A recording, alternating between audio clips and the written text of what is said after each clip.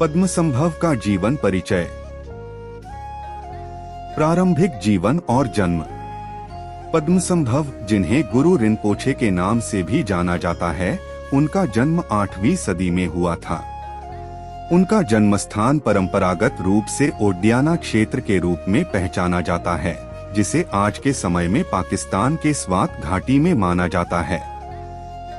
किंवदंती के अनुसार वे साधारण तरीके से पैदा नहीं हुए थे, बल्कि 8 वर्षीय बालक के रूप में एक कमल के फूल में दनाकोश झील पर प्रकट हुए थे। इस चमत्कारिक जन्म के कारण उनका नाम पद्मसंभव पड़ा, जिसका अर्थ है कमल से उत्पन्न। युवावस्था और प्रारंभिक प्रशिक्षण। युवावस्था में पद्मसंभव को ओडियाना के राजा इंद्रभूति ने गोद लिया। राजा ने उनकी असाधारण योग्यताओं को पहचानते हुए उन्हें एक राजकुमार के रूप में पाला। हालांकि पद्मसंभव को एक गहन आध्यात्मिक आह्वान महसूस हुआ और वे तपस्या करने के लिए जंगल में चले गए। उन्होंने अनेक बौद्ध गुरुओं से शिक्षा प्राप्त की, विभिन्न तांत्रिक प्रथाओं में गहन ज्ञान और अनुभव प्राप्त किया। आध्यात्मिक यात्रा और ज्ञान।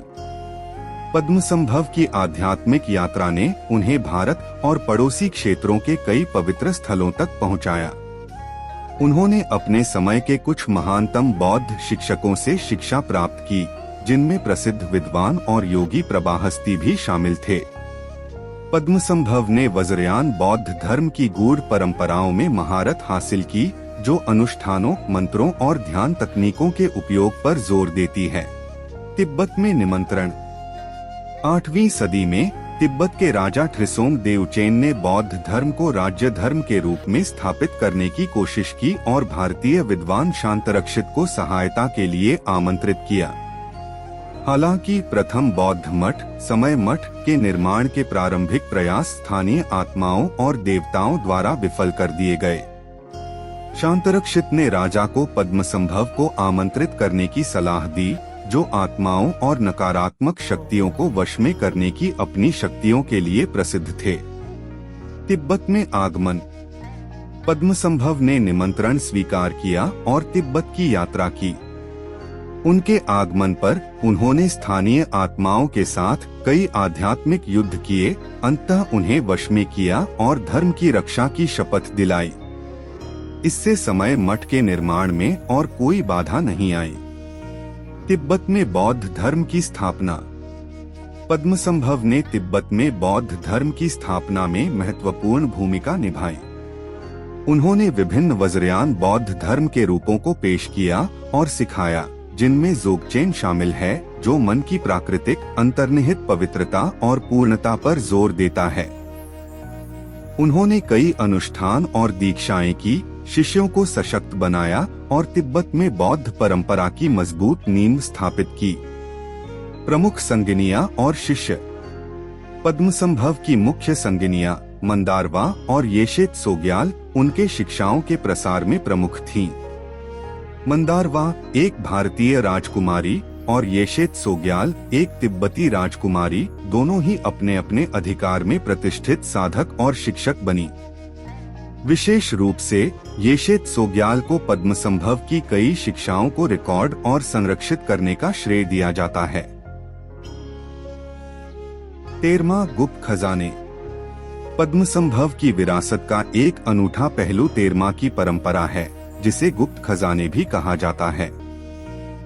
माना जाता है कि उन्होंने तिब्बत और पड़ोसी क्षेत्रों में कई आध्यात्मिक शिक्षाएं और वस्त्र छिपाए, जिन्हें भविष्य की पीढ़ियों द्वारा खोजा जाना है जब समय सही हो। ये खजाने तेरतोन खजाना खोजने वाले द्वारा प्रकट किए जाते हैं, जिससे उनकी शिक्षाओं की निरंतरता और ताजगी बनी रहती है। 8 रूप।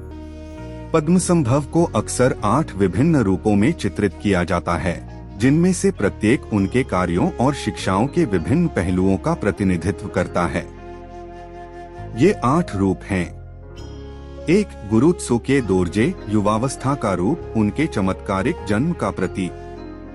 2. गुरु शाक्यसेने, वह रूप जिसमें उन्होंने नालंदा विश्वविद्यालय में शिक्षा दी। 3. गुरु पद्मा ग्यालपो, राजसी रूप, उनके राजकुमार जीवन का प्रतीक। 4 गुरु न्यमा उजेर, दैदीप्यमान रूप, अज्ञान को दूर करने की उनकी शक्ति का प्रतीक। 5 गुरु लोदेन चोकसे, विद्वान रूप, उनके विशाल ज्ञान का प्रतिनिधित्व। 6 गुरु पद्मसंभव, वह रूप जिसमें उन्होंने तिब्बत में स्थानीय आत्माओं को वश में किया। 7 गुरु सेनेद्रादोक, क्रोधित रूप, नकारात्मक शक्तियों को नष्ट करने की उनकी शक्ति का प्रतीक। 8 गुरु दोरजे ड्रोलो, पागल बुद्धिमान रूप, जीवों को मुक्त करने के उनके अपरंपरागत तरीकों का प्रतीक। सांस्कृतिक प्रभाव और विरासत। पद्मसंभव का प्रभाव धर्म से परे तिब्बती संस्कृति, कला और साहित्य तक फैला हुआ है। उनके जीवन और शिक्षाओं को कई ग्रंथों, मूर्तियों, थांका और पवित्र स्थलों में मनाया जाता है। तिब्बती चंद्रमास का 10वां दिन गुरु रिनपोछे को समर्पित है और विशेष प्रथाओं और अनुष्ठानों के साथ मनाया जाता है। अंतिम यात्रा और प्रस्थान। परंपरा के अनुसार पद्मसंभव ने धर्म को आगे फैलाने और वहां के प्राणियों को लाभान्वित करने के लिए दक्षिण पश्चिम में राक्षसों की भूमि के लिए तिब्बत छोड़ दिया। जाने से पहले उन्होंने तिब्बत का भविष्यवाणी की और अपने शिष्यों को अंतिम निर्देश दिए। निरंतर प्रभाव। पद्मसंभव की विरासत आज भी दुनिया भर के लाखों बौद्धों को प्रेरित और मार्गदर्शन करती है। उनकी शिक्षाएं, विशेष रूप से जोगचेन और वज्रयान प्रथाओं से संबंधित, तिब्बती बौद्ध धर्म के केंद्र में बनी हुई हैं।